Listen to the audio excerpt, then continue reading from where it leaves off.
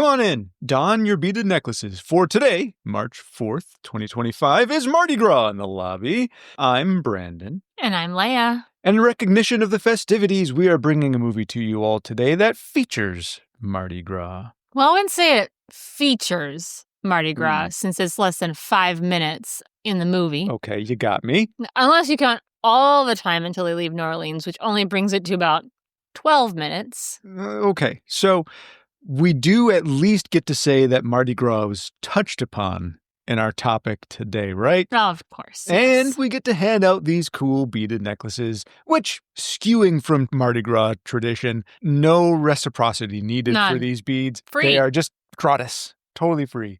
All right. Well, everyone, please take a seat and make yourself comfortable. Make sure you stop in our lobby to get your popcorn full and buttered. And your soda topped and chilled. Yes, the best ways to have both of those. So, Leia, we do have to make sure that everyone's settled because this tour is going to start and it won't stop until we reach the end. But why do tour guides say that they're not going to stop until they reach the end? Because that's the whole point of a tour, right? I think it's just a filler. Yeah. So they have something to say, because what else are they going to say at the beginning? Suppose that's true. Yeah. All right. Well, anyway, we're not going to stop until we finish chatting about Hatchet. The night will soon be upon us. The spirits of the damned are on the rise. Let's get our souls on the move, my friend. Hatchet, a 2006 slasher horror flick. Gators, snakes, insects, deranged serial killers. These are all the risks you take when you're tracking a prize catch in the swamp. A pa and son hunting team predate upon a local predator, unaware that there is a more vicious predator seeking to make them prey. 12-footer if I ever saw one. No, I ain't leaving here without her. Going ashore to relieve some biological discomfort, the son, Ainsley, wanders away while Pa stays vigilant in the boat. From the darkness, the booming crash of thunder fills the bayou, and Pa quietly calls to Ainsley, the beast they seek. I think she's back. Well, what should I do? Don't make a sound. Stay right there. But Ainsley pleads. Pa? Maybe we can go home now? After a short time, feeling distraught, with no response from Pa, Ainsley sets about looking for his daddy, stumbling through the rainy dark, across the soggy ground, and arriving back at the boat. Ainsley is emotionally stunned as he is met with an unbelievably horrific sight. Pa has been bisected. Blood, guts, and viscera strewn about. Innards exposed.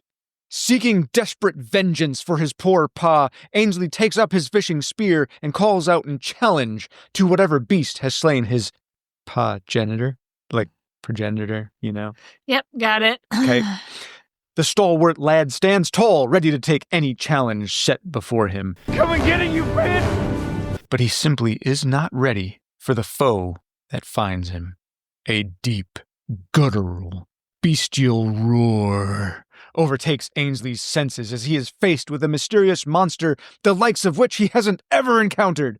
Enormous and menacing, the mysterious entity descends upon the comparatively diminutive swamp lurker. In a show of utter brutality, Ainsley's arm is torn off his torso as easily as one might strip a twig from a sapling. Then he is bashed like a rag doll against a tree. While prone and incapacitated, the arm of a titan easily pushes its way into the pitiable man's back and pulls out what should be inside. With a final vile effort, the unfortunate Ainsley is torn asunder at the waist and left to do nothing other than die as he shouts and cries into the dense, dark, stormy bayou night. The stark contrast of daylight brings us a complete tone change. From the dark, malevolent, and gore-filled swamp to the bright cacophony of music and merriment of revelers that have all gathered on Bourbon Street for the grand spectacle that is New Orleans Mardi Gras celebration. Beer, beads, and boobs dominate the scene as a small group of friends make their way through the crowd to a side street.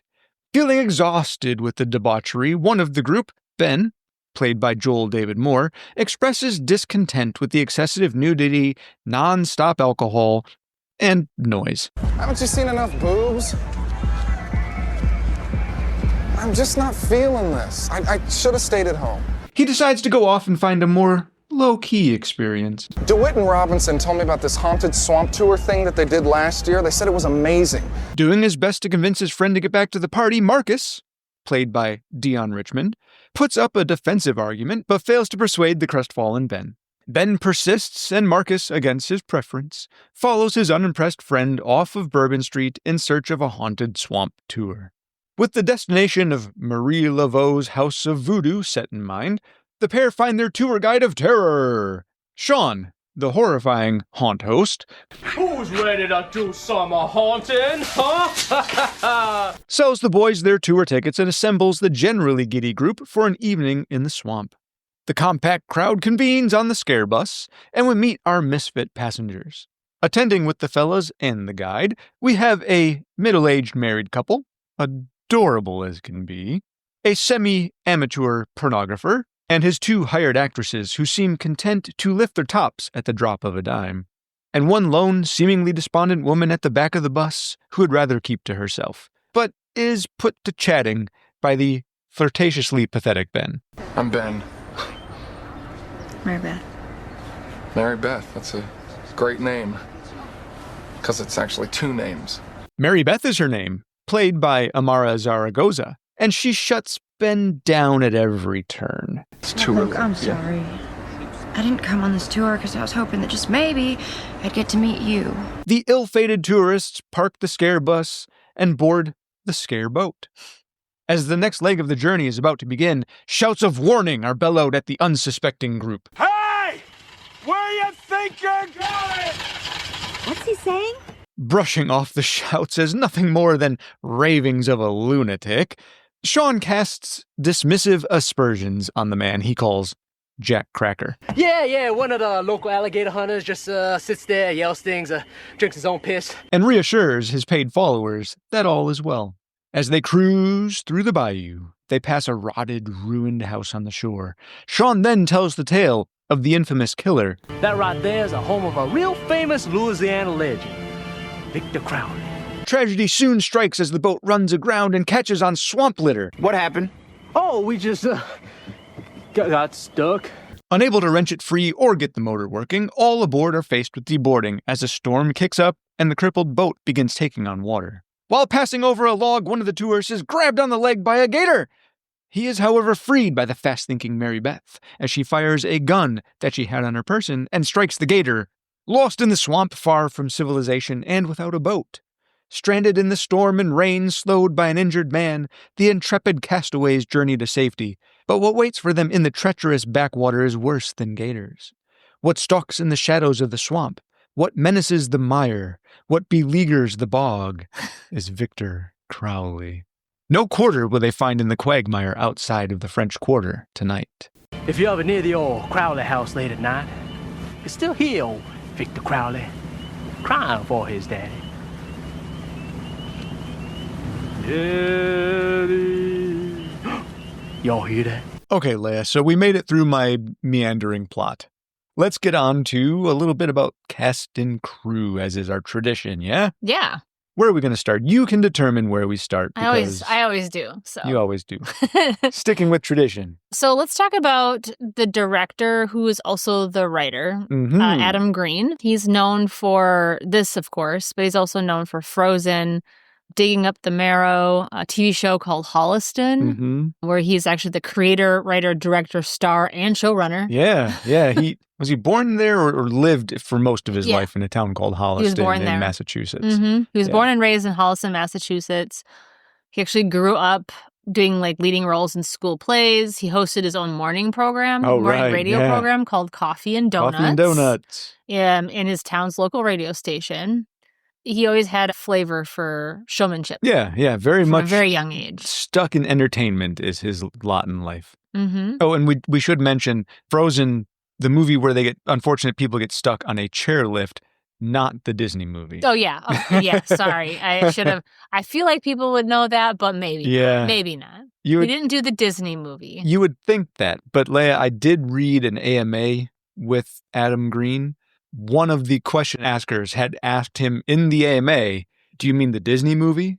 Really? Which he had to reply no. Oh. You think you're already found your way to Reddit via the internet. You think you could have just opened another tab and seen what Adam Green there's does. this thing called the internet. Mm-hmm. A little bit of, research just a quick before you're doing your Q&A Yeah. would probably be helpful. Uh-huh. Yeah. But whatever. Well, anyway. I wasn't there. It wasn't No, me. So moving on. I'm not the embarrassed one. So we talked about the morning radio program he did, Coffee and Donuts. Mm-hmm. It is actually the first film that he kind of created called Coffee and Donuts. A little short film, right? Yeah, a little short film. He made it for only $400. And he worked for Time Warner Cable. He borrowed their equipment to shoot after hours. Oh. So he's a very Kevin Smith type of a background. Guerrilla vibe. filmmaker. Yeah, absolutely he does. He also had created his own production company, Oh, wow.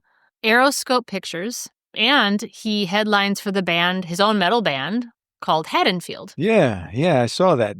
Which is on and off right now because, projects are getting in the way. Yeah, and they've only got one album Okay. out, and it's a live album. Oh, okay. There are 3 other bands called Haddonfield. Oh, is there really? There are. One is an electronica group, That's not it. and then another one is a punk band that sounds very similar, reminiscent to the days when Glenn Danzig was in the Misfits. Oh. But it's not Glenn Danzig, nor is it the Misfits. It is another punk band called Haddonfield. Okay. So when I was trying to find his Music, his band Haddonfield, I did come across all these other ones, and I'm like, this does not sound like a hardcore band. So, but I did find their live album, and that was, they're okay. Yeah. Would you listen to them? No. Okay. They're all right. Yep. All right. That's all you need to say. It's all you need to say. It's all you need to say. It's not for everyone. You know what? You can't be everybody's cup of tea. Right. I support them running out on tour and doing some great music.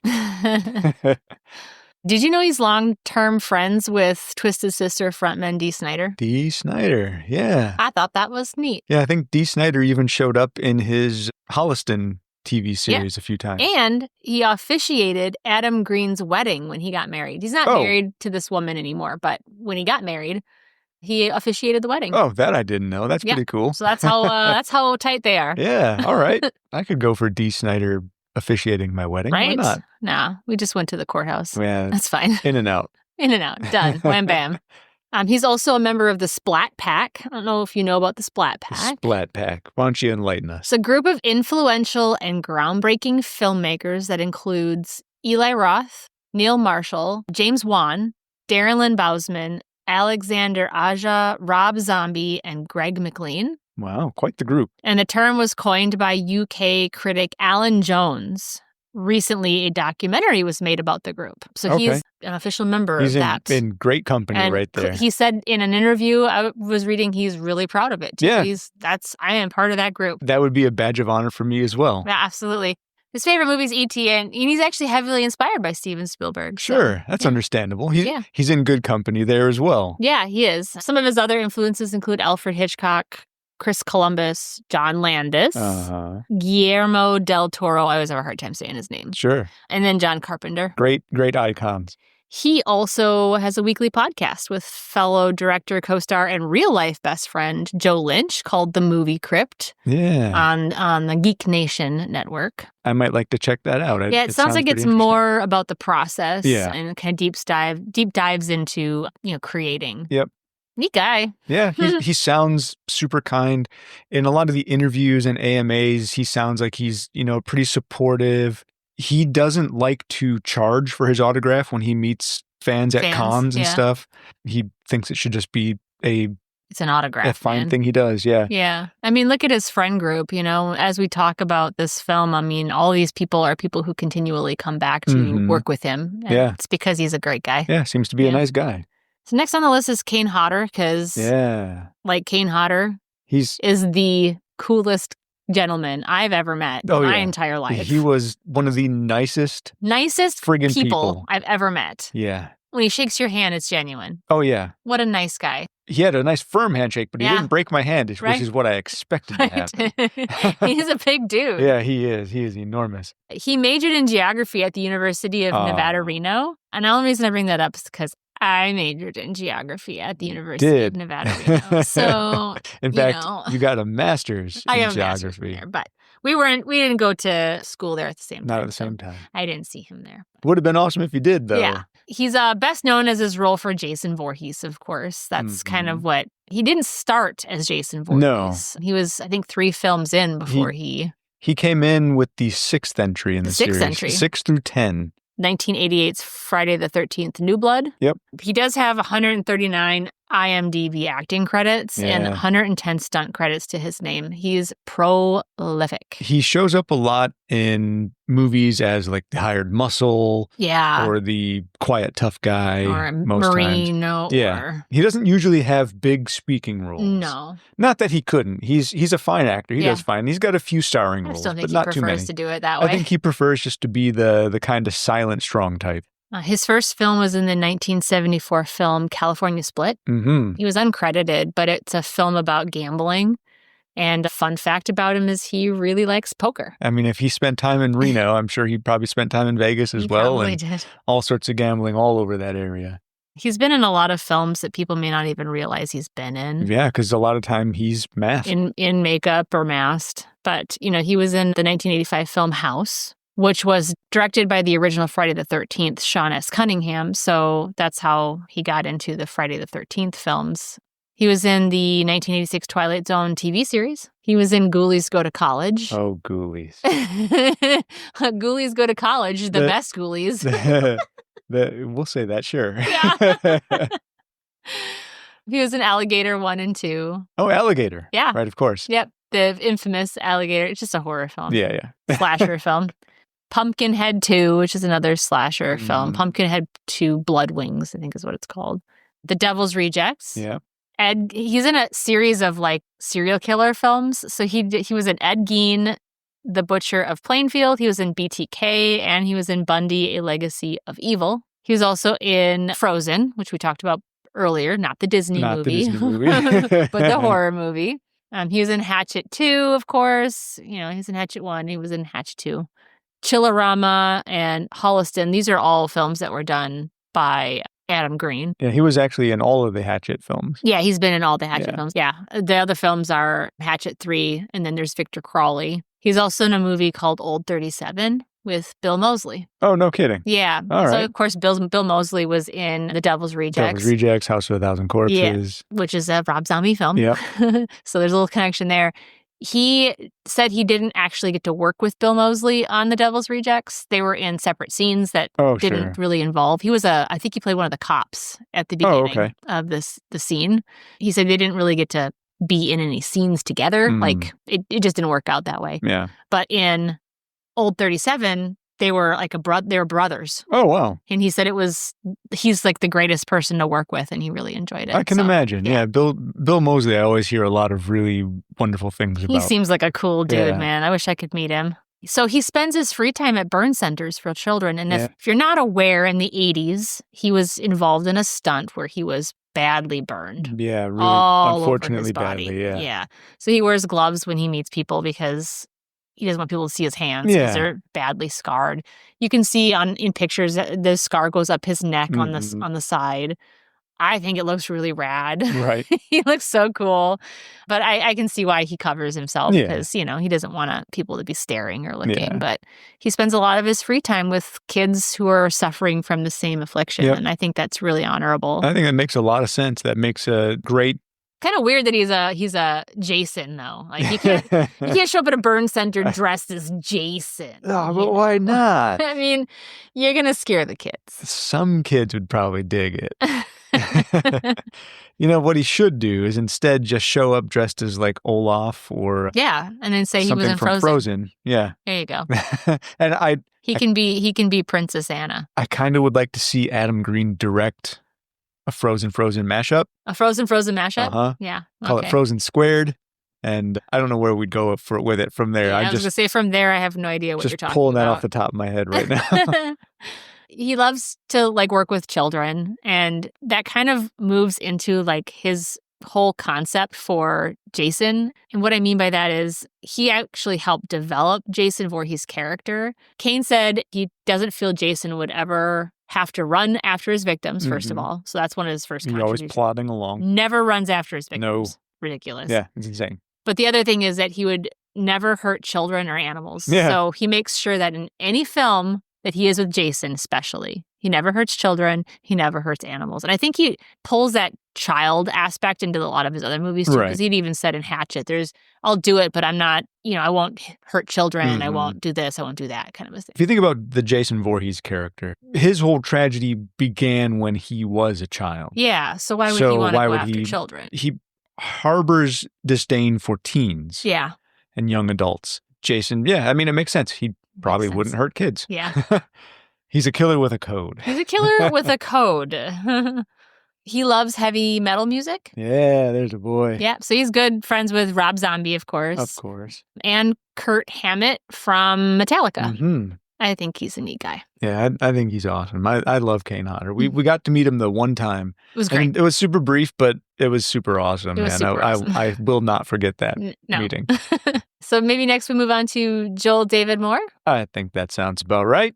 I think most people know him from Dodgeball, a true underdog story, and from Grandma's Boy, and of course from Avatar. Mm-hmm.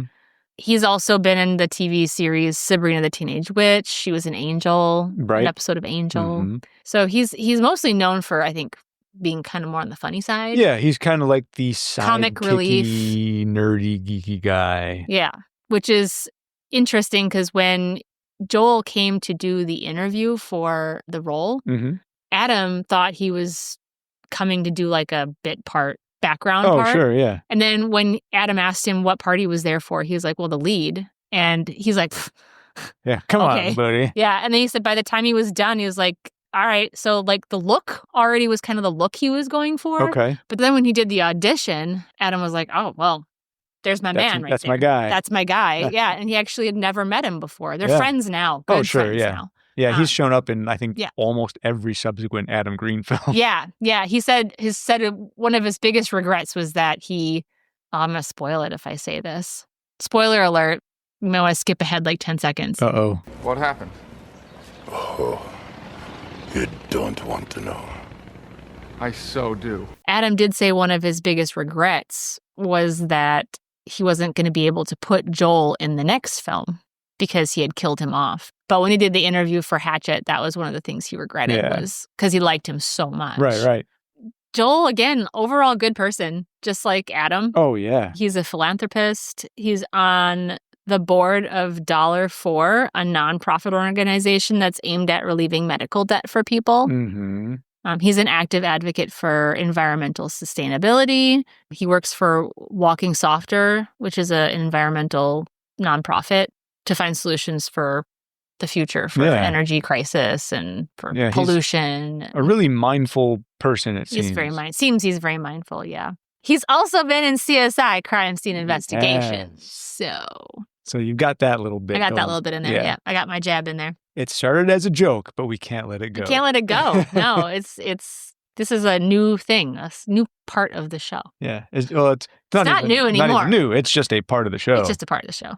Yeah, I'd say let's move ahead to maybe Dion Richmond. Dion Richmond. I was surprised to find out that in the 80s, he was Kenny from The Cosby Show. Yeah. Until The Cosby Show ended. One of the things he was most known for, actually, was his stint on Cosby. And he's really young in that show. Yeah. But speaking of young, he's been acting since the age of 11 months. That's weird. Yeah, he started acting in commercials.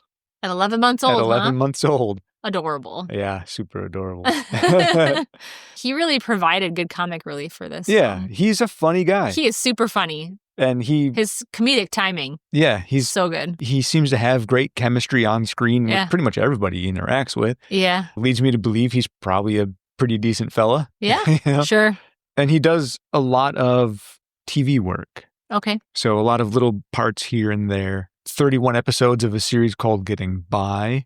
Mm-hmm. And then 34 episodes of Sister, Sister. Yeah. He played Jordan Bennett. Yeah. Sister. A few movie credits. Yeah. Do you have Yeah, he was those in to share? Scream 3, Not Right. Another Teen Movie. He's also in Van Wilder. And he was in the great movie Pool Boy, Drowning Out the Fury. Right. Yeah. It's got Jason Mewes in it, You know, it's which I think, and Danny Trejo. it's not too often we come across a whole lot of movies that I haven't seen. Yeah.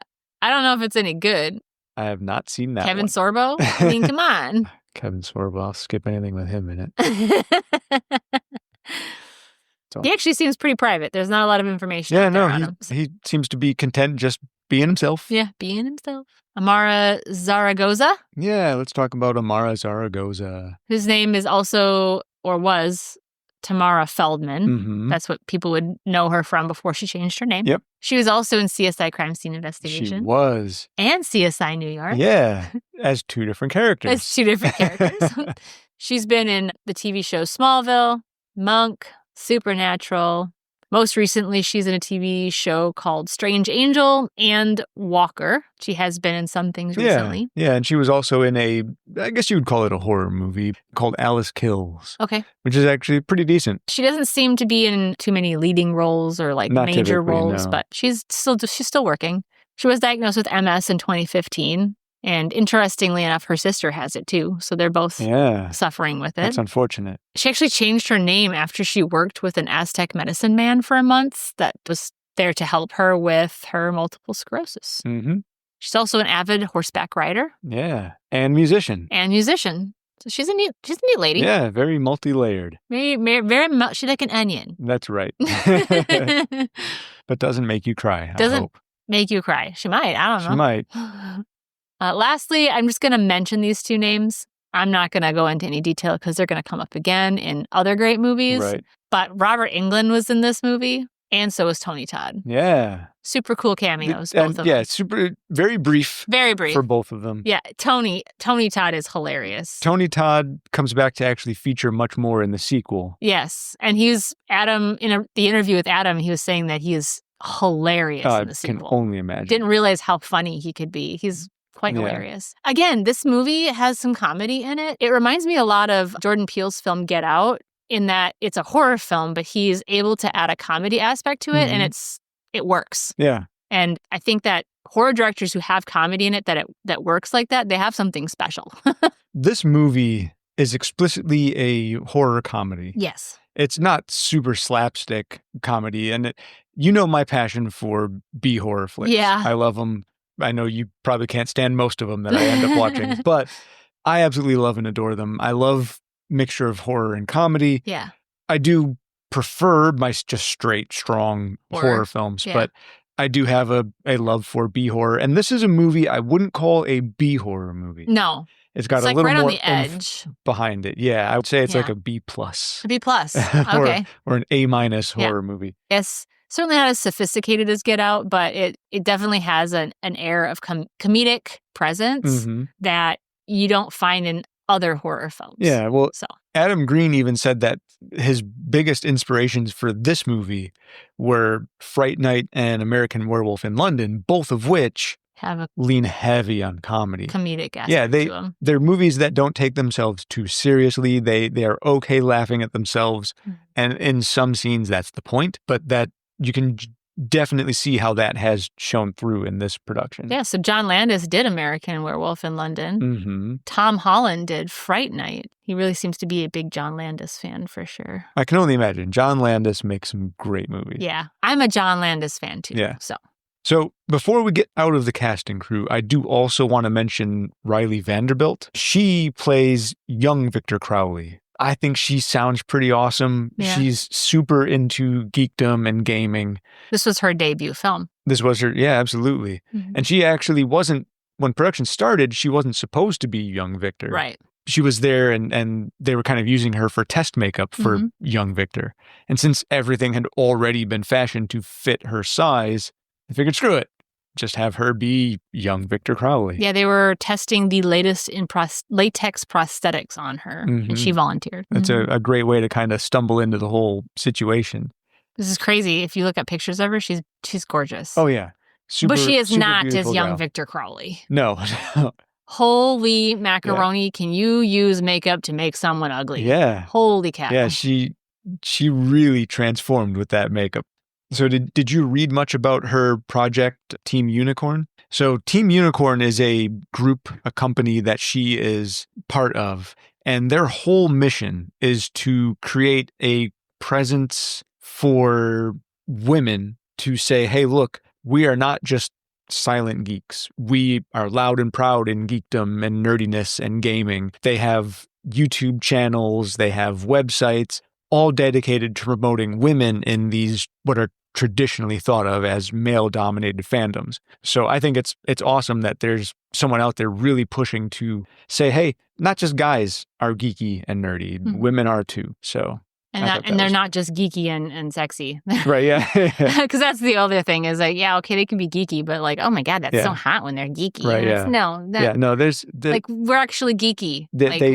Women can just be women geeks. You don't have to ascribe the attractiveness level to them. Exactly, yes. Did we cover who I've we covered wanted everyone I needed to, with this group here? All right, then. So let's move on into the next category we usually go to, which would be the acclaim of the film. I did get legs for this one. This one's got interesting legs because they're long legs, but that doesn't necessarily mean the film did well. So this is one of those exceptions where the legs look really long, right? But it has nothing to do with how well the film did. 19.15 legs. I forgot to put on my long legs today. I couldn't help myself. I was trying so hard to not. I could see it in your face. It was like you were constipated or something. I was really holding back and I couldn't. Okay, sorry. Continue. The film had 19.15 legs. Yes. However, it only did $175,000 domestically. Not a ton. $240,000 worldwide. Opening weekend, it only did $9,000 with a production budget of $1,500,000. Zoinks! Yeah, so not great. The legs just look long because it is a ratio. And it is surprising that this film actually managed a sequel. Yeah. Off of that return. Yeah, well, I think the cult following after, because it didn't do well when it first came out, but I don't think anybody really knew too much about it. And then when it started picking up traction, and it came to video, that's, if you looked at video sales or downloads, or it would probably be a lot higher. I think so, yeah. I did win an award at the Fantasia Film Festival for Best European/North-South American Film. Wow, that's a lot of directions. It's a lot of land to cover. So it did win an award. It premiered at the Tribeca Film Festival before it was out on limited release in September. So, I mean, it did okay. It just didn't make back what it, should have, in my opinion. I think that may have to do sort of with the sort of lower budget appearance of the film, as well as, a lot of people, when they go to a horror film, they're not expecting comedy unless it's explicitly marketed that way. Yeah. So I think the kind of off the cuff kind of goofball nature of some of the scenes in this film may have put audiences to the side. Well, this is a film Adam always wanted to make before they even started producing the film, to get the funds they needed to have the budget that they had before they even did anything else. They created a trailer for the film before they had actors, before they had anything. And that's how they ended up getting it was received so well that's how they ended up getting the production budget. They sold the movie, Yeah. As I've been doing lately, I've been kind of throwing out a few like taglines for the movie, right? This had a few that I'll kind of throw at you. One is, it's not a remake, it's not a sequel, and it's not based on a Japanese one.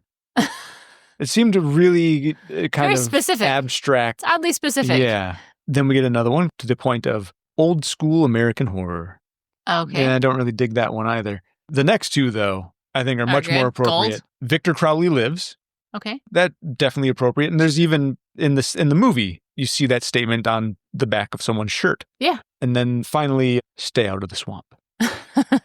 Okay. Very to the point. Yeah. Very, very direct. When you said the Victor Crowley Lives tagline, it reminded me of something I'd read where in order to get buzz for the film, he actually went to New Orleans when they were filming, asking people, Have you heard of Victor Crowley? Oh. And like people were talking about it because Spreading the rumor he was around. spreading the rumor around. So then when it premiered, then people kind of already had this idea of buzz Victor Crowley going on. Yeah. Huh. So I wonder if one of those taglines came out of that. Yeah, that might be. So we'd already talked about inspiration for the film coming from John Landis's just kind of briefly, yeah. films, yeah. The other major inspiration for this film is quite an interesting story. I'm sure you read about it. But he got the idea for Victor Crowley's backstory when he attended Camp Avoda. Okay. Camp Avoda is it's one of the oldest Jewish boys camps in New England. And he attended it in 1983 at the age of 8. A wee babe. During his first day at camp, the counselors had actually told all the kids the story of Hatchet Face, a man that would come and get them if they got too close to this particular old cabin. You got to scare kids away from the prohibited areas. Yeah. Apparently the old cabin was where they all went to drink. All the camp counselors were drinking, so they didn't want the kids to come close to it. So they told them the story. Well, he was asking the camp counselors, well, who is he? What does he do? Like, tell me more about him. And they're like, he likes the lore. Yeah, they're like, just stay away from the cabin, kid. Like, buzz off, man. So then he decided, well, I'm going to come up with a backstory for him then. Sure. So he came up with this elaborate backstory for Hatchet Face. He started chopping at that door. But Victor was pressed up against the other side trying to get out. And it was an accident, but he hit him in the face with that hatchet. And poor Victor Crowley died. And then that night, he told the story to the rest of the kids in the cabin. The backstory, of course, involved a deformed boy who was accidentally killed by his father who was trying to save him from a house fire, just like in the movie. Yeah, which is the story we hear. Yeah. He apparently scared the children so much that they had to call his parents, and it was like a whole thing. But hey, at least they stayed out of the cabin. So this story has been in his head since he was 8. Yeah, that's pretty awesome. This is like a major dream of his. I'm so happy he got to realize it. Yeah, I think it's great. Although I do have to mention, the implement shown in marketing it's not a hatchet? and in the movie is not a hatchet. Duh. It's a double bit axe. Don't you guys know what a hatchet is? It's still although I would rather have the movie be called Hatchet than double bit axe. Yeah. I think that just doesn't flow off the tongue. Yeah. Any other inspiration you got? There's just 8-year-old imagination. That's the primary. Which I think is quite special. That is pretty cool. Yeah. All right, so let's move on to some movie facts, shall we? Let's do. All right. To keep the set hidden, the movie was actually called Love Rodeo. Yeah, and who wants to go watch a romantic comedy? Right? I've just seen that too, and I've been like, nah, I'm good. But if I had saw Hatchet, I'd have been like, oh. Yeah. Seen a production titled Hatchet? Hey, I'm there. I'll be honest, though. I don't think I would have wanted to be there. Oh, right. Mosquitoes. Not just mosquitoes, but chiggers. Yeah. They actually didn't. So the reason this was such an issue was that writer-director Adam Green, he didn't want to use any CGI in his film. That was a big post-production rule. He really only used it to remove on-screen wires and camera setups and things, just to get things out of the shot that weren't supposed to be there, but he didn't want to use it for any of the visual effects or anything. So since they weren't using any CGI, the cast and crew were kind of all covered in Kiro syrup, which is what they use for blood. They used bug spray to try to keep like the mosquitoes off, but it was only good for like 10 minutes. Kane Hodder actually ended up with 125 mosquito bites from his elbow down, because that was the only exposed areas. Could you imagine? Which is pretty crazy. And then he was hospitalized for it because it was such a problem. He was in so much discomfort from it. And then Adam himself ended up with 49 chigger bites on his legs from the waist down. I don't even like leaving my house in Wisconsin during the late summer because of all the mosquitoes. I would not want to be hanging out in the swamp. No. And if anybody knows anything about chiggers, they're a tick. They're like a form of a tick, and they're very tiny, and they burrow in your skin. Yeah. So you literally got to wait till they burrow themselves back out, or you got to kill them in your skin. So you've got like literal bugs in your skin. Yeah, they're nasty. He said that they also had several people go to the hospital for DEET poisoning because they were inhaling so much bug spray. The only way to combat what they're dealing with out there. So people were hallucinating because they were DEET poisoning. What a production. The film came out in September, which means they were probably filming dead of summer. Yeah, absolutely. Yeah. It's not the prime time to shoot in Louisiana, but they had to because of financing purpose. The production company that was financing it told them they had to film during this time, or else they weren't getting funding. Contracts and all that other crap. Yeah. So Adam said in an interview that he had thought about quitting, but this was his baby, his pet project. Couldn't just let it die. Yeah. So this is the only thing keeping it going. Victor was the Crowley fact lives. that he had such a love for this film. To go along with the no CGI rule, he also didn't want to use fake vomit. Oh, yeah, this story's gross. So I know exactly what you're going to say. It's so Joel gross. David Moore had to vomit on screen. It was legitimately, he did throw up on camera for the first take. Yeah, what did he throw up? What was it? What was the mixture?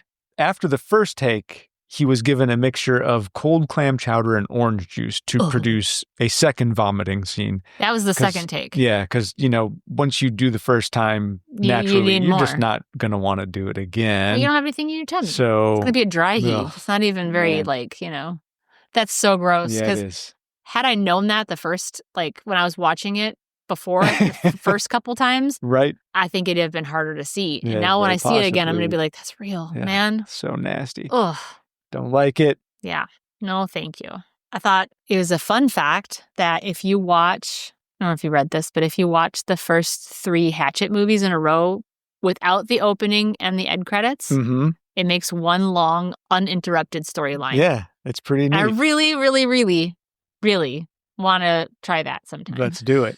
I'm ready to go. Watch all of them in a row without the opening credits and the end credits. Yeah, we'll just do a little skip credits and away we go. That's crazy. Yeah, it's pretty cool. Because when you watch the first one and it ends with that really blackout cliffhanger, ends. Yeah, you're left wondering, what the hell? Yeah. What's going on? Yeah. Well, watch the second one. It'll pick up. It'll pick back up. You'll be good. The one difference is that the actor who plays Mary Beth changes. Yes. That's a fun story, actually. So watching the whole trilogy back to back makes one complete story, right? Yeah. With one kind of glaring exception. Sure. It breaks the continuity because... A little jarring. Yeah, a little bit jarring. Because, of course, you're used to seeing Amara playing as Mary Beth. Yeah. However, Amara didn't want anything to do with the sequel. She didn't want to come back. And according to Adam Green, it sounds like she had some kind of poor advice given to her by management or agents. But that gave Adam the opportunity to track down Danielle Harris, which is who he wanted for the role initially. Oh, okay. But being that this was his first movie, his first major movie, he didn't want to be seen as a director doing stunt casting and getting a big name to play the lead, one of the lead roles. Which sounds like somebody's overthinking. Yeah, I think so. It's an overthinker. I think it definitely is.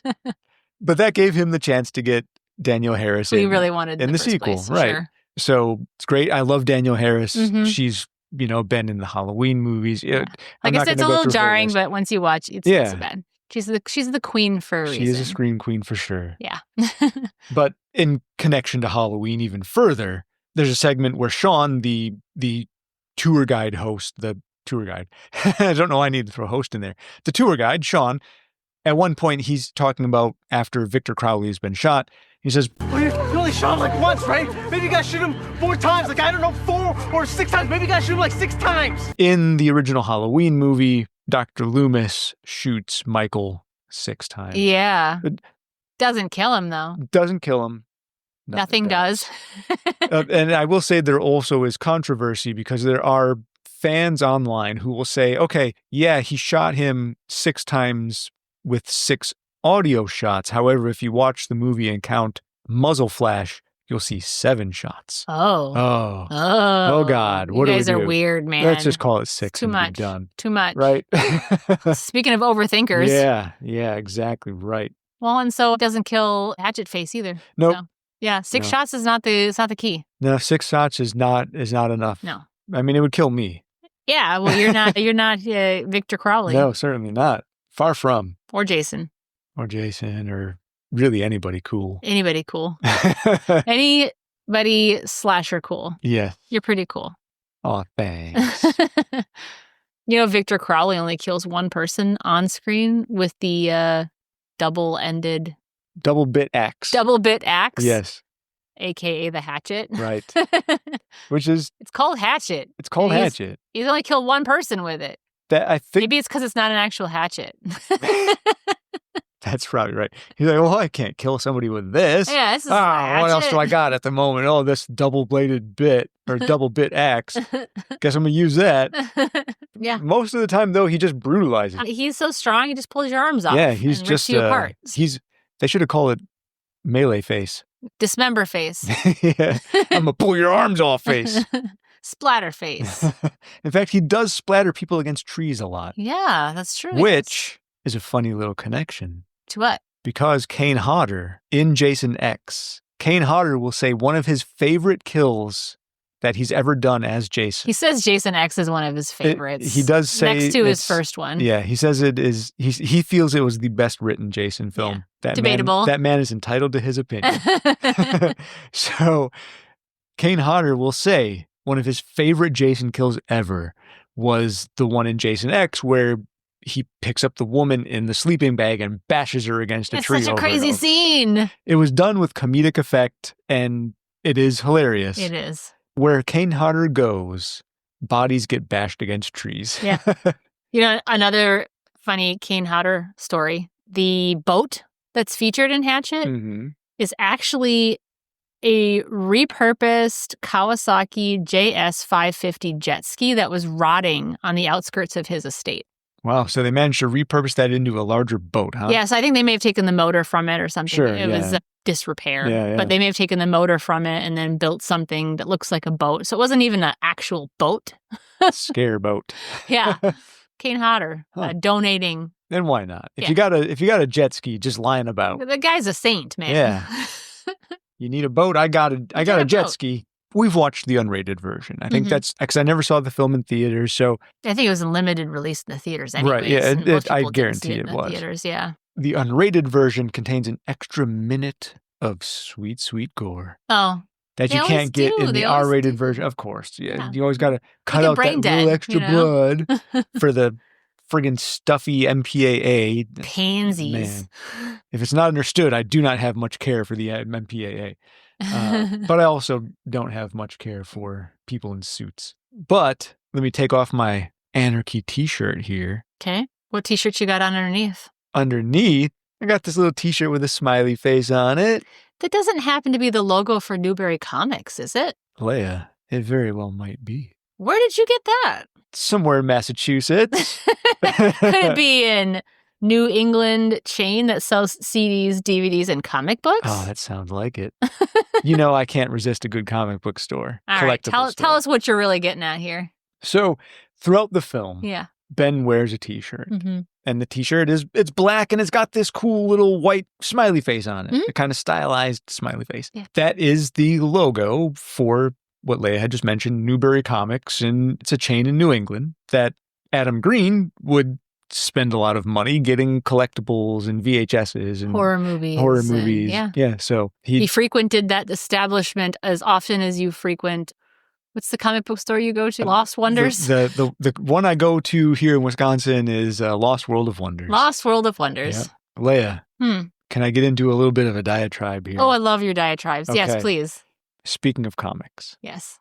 Oh, man. Your face just lit.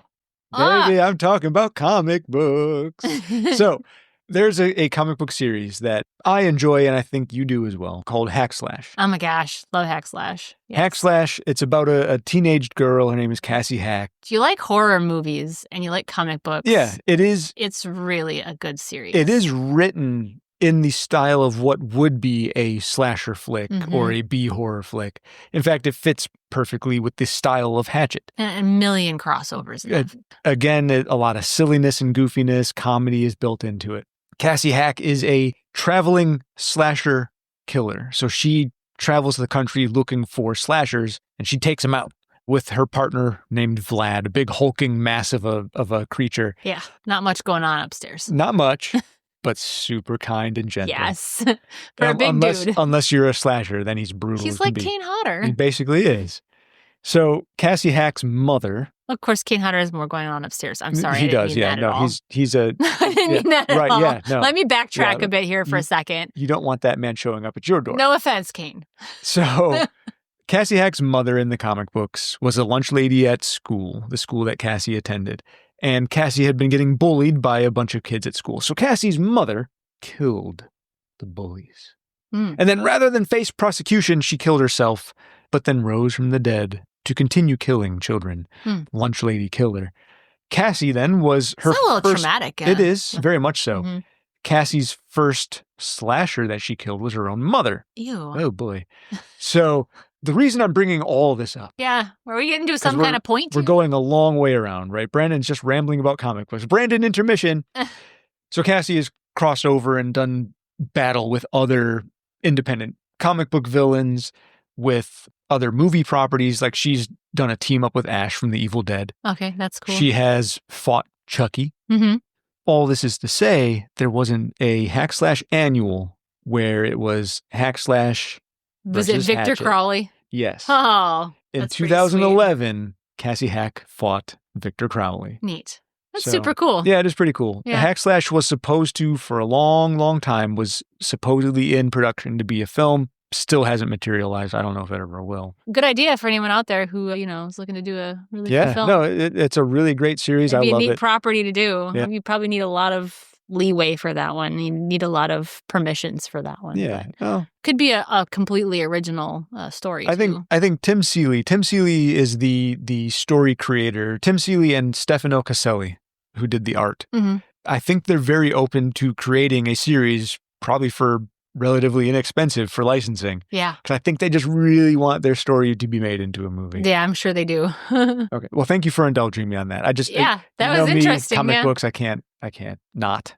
Yeah, and it's a good segue for those who are intimidated by getting into comic books to get into something like that. While Yeah. that series is quite a ways in, Mm-hmm. if you like horror films or you're really into that kind of thing, that's a really fun comic book to read. And you wouldn't necessarily need to start from the beginning. Yeah. It's kind of fun because, like you said, her first kill is her mother, but it's one of those comic books you could probably pick up A lot of this, in the middle and you'd be fine. a lot of the short story arcs are rather independent of everything else. Yeah. If you get into the main storyline, I think you have like 75 issues to read. Mm-hmm. That's not a whole lot. Yeah. Everything else out of that is relatively standalone. And you can get a TPB for that. So, Absolutely. A big old omnibus and you'll be set. yeah.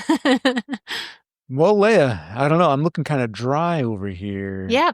So there wasn't as Other much for info. this film in terms of trivia, Yeah. which was surprising, to be honest. Yeah, I think if we were to delve further into the rest of the series, I think we'd find a lot more. Yeah. We could have even done a full, 1 through 4 episode even. Yeah. It would have been a bit longer at that point, but we could have done a whole encapsulating Hatchet series altogether. Yeah. Well, maybe we'll do 3 through 4 in Maybe another we will. episode. Yeah, who the hell knows? Yeah.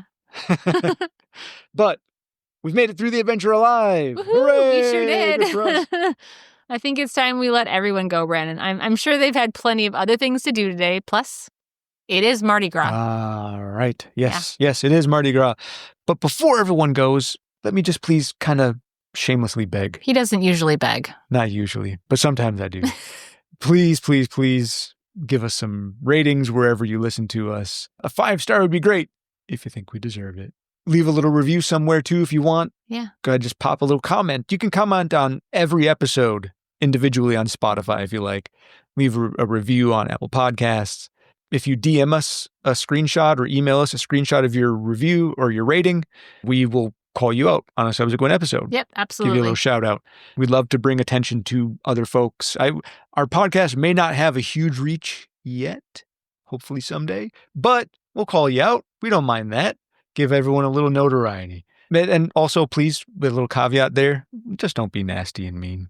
Yeah. We don't need that. Don't be a jerk. That'll get ignored. Yeah, there Sorry. definitely will It'll be just get ignored. Or we'll just come at you with a Mardi Gras coup de grace, Coup de grace. right? Yeah. Yeah. Coup de grace? No. No, Leia.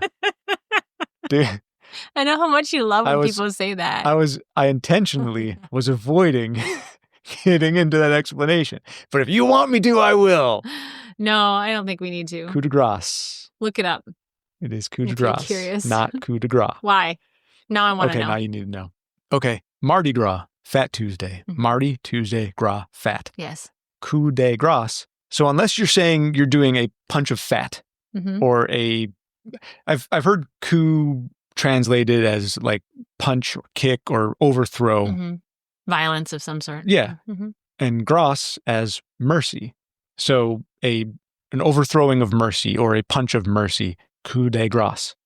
I like coup de grace better. Sure. Punch me in my fat. A punch of fat. An overthrow of fat. Yes, why not? It's Fat Tuesday, Brandon. Coup de grace. Thank you. Punch that Tuesday. Why not? Well, no one likes Tuesdays.